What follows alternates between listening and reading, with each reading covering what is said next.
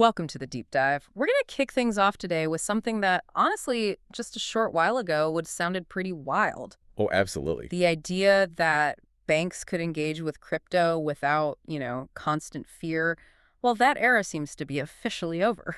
It really is a huge shift. It's been brewing for a bit quietly. Mhm. But yeah, August 19th, 2025, that was the real turning point. Right. That's when Federal Reserve Board Vice Chair Michelle Bowman, she made this huge declaration at the Wyoming Blockchain Summit. Yeah. It basically rewrites the rules for U.S. banks and crypto. Okay. No more fear of penalties or that big one, reputational risk. Reputational risk. We'll definitely get into that. So our mission today really is to unpack what this massive policy shift actually means. Yeah.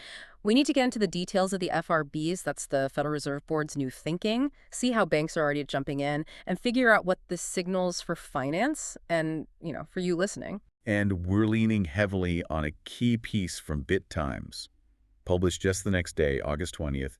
It does a great job distilling the main points and the impact of Bowman's announcement. It's a solid guide for us. Perfect. Let's dive right in then. So the core of what Vice Chair Bowman said was super specific, wasn't it? Extremely. She basically said, banks providing legitimate crypto services, they don't need to worry about penalties or, crucially, that reputational risk. Okay, let's talk about that term, reputational risk.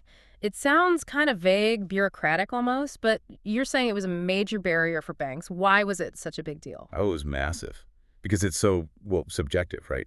Banks were genuinely scared to touch crypto, partly because they didn't know how regulators or even the public would react. They worried it would just look bad. Exactly. Look bad, damage their standing. So Bowman's statement aims to just completely tear down that wall. She was really clear deciding what services to offer, who to bank, that's up to the bank's management. Right. As long as they're playing it safe, staying sound, making sure customers are legit, the regulators won't punish them just for being in the crypto space.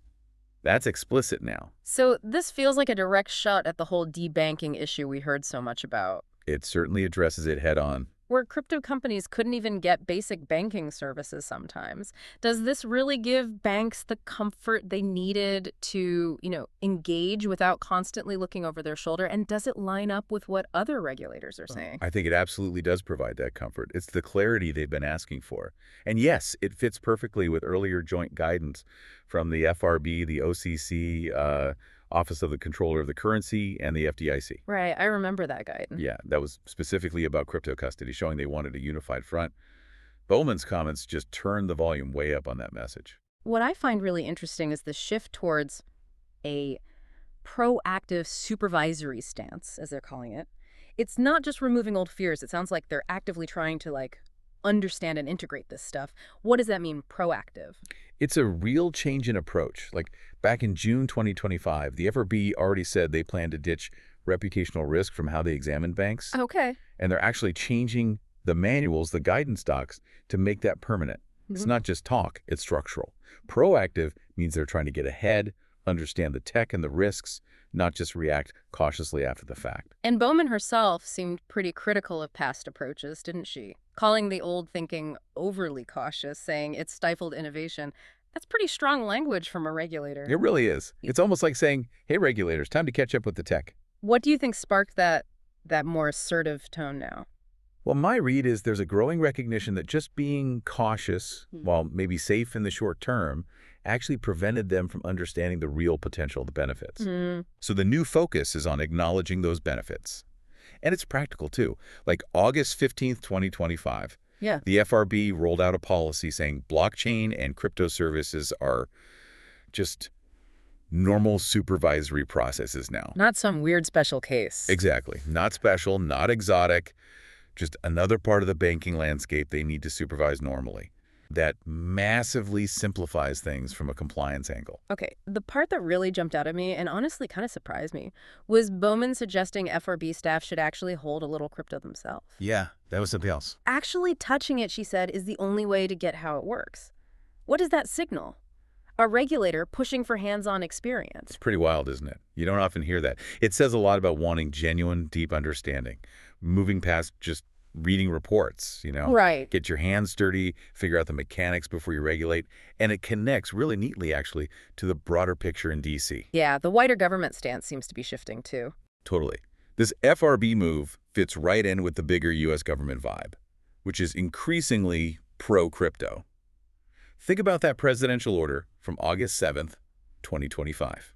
The one aimed at stopping politically motivated restrictions. Exactly, including things like reputational risk. So you see this alignment. The financial regulators, the White House, they seem to be pulling in the same direction, creating a more welcoming space for crypto. It's a very different picture compared to just a few years back. Night and day, almost. Definitely feels like it. And look at who's getting appointed. Stephen Millen joining the FRB board, someone known to be crypto-friendly. These aren't accidents. It feels like a coordinated effort to embrace the technology. Okay, so we have regulatory clarity, government support. What's the real-world result? What does it mean for the banks and ultimately for people listening? Well, it means banks aren't just thinking about it anymore. Nope, they're diving in. They're actively doing it. There's a survey out from Riverco showing more than half of the top 25 U.S. banks are prepping crypto services. Over half. That's fast movement. And Riverco nailed the narrative in that post on X, formerly Twitter. What was it? First they ignore, then they fight. And now banks are starting to embrace Bitcoin. Yeah, that sums up the history pretty well. And it's not just talk. We're seeing real action. JP Morgan Chase, for instance. Big one. Yeah. Their partnership with Coinbase is rolling out soon. By this fall, 2025, you'll supposedly be able to use your Chase card for wallet deposits, even buy crypto with reward points. Wow, okay. And by 2026, they want direct linking between Chase accounts and Coinbase accounts. That makes it so much easier for regular folks to get involved. And it's not just JP Morgan. Bank of America, BOFA, is apparently working on its own stablecoin pegged to the U.S. dollar. And crypto payment systems. Citigroup, too, looking at stablecoins for digital payments. Yeah. And PNC Bank is supposedly teaming up with Coinbase to offer trading. It feels like everyone's rushing to get a piece. The floodgates really do seem open. And it's fascinating to see people who were, let's say, very skeptical before changing their tune. You mean like Jamie Dimon? Yeah, exactly. JP Morgan's CEO, famously critical of Bitcoin in the past. You're very critical. And now, he's indicating JP Morgan is ready, even eager to get into the stablecoin game. That kind of reversal from someone like him really shows you how much the landscape has shifted, both in terms of regulation and just the sheer size of the opportunity. It really is something to watch. So beyond the regulatory thaw, what else is pushing this? I mean, you have to figure the current administration's stance helps, right? The president's saying he's a friend of crypto. That definitely sets a tone. Less regulatory fear, less uncertainty. It just clears the path for banks to look at these massive new revenue streams. The crypto market is valued at, what, $4 trillion now? An incredible number. Banks aren't going to ignore that kind of potential, especially when the regulatory hurdles are lowered. So the big picture here is this undeniable convergence. Traditional banking, the crypto world. They're moving past the fear phase into something more like innovation and maybe collaboration. I think that's right. And it's more than just banks finding new ways to make money, although that's obviously part of it. It feels like we're seeing beginnings of a real reshaping of the financial plumbing, the infrastructure itself. That leads to some big questions, like what kind of new services pop up when banks really start using blockchain seriously? How does this change everyday stuff, paying for things, maybe? And what about the stability of the whole system? Or even just your own personal financial choices. It makes you wonder about the long-term effects of this merger. Definitely food for thought. As you've been listening to all this, what's the one thing that really stands out to you? What part of this whole evolution are you going to be watching most closely going forward?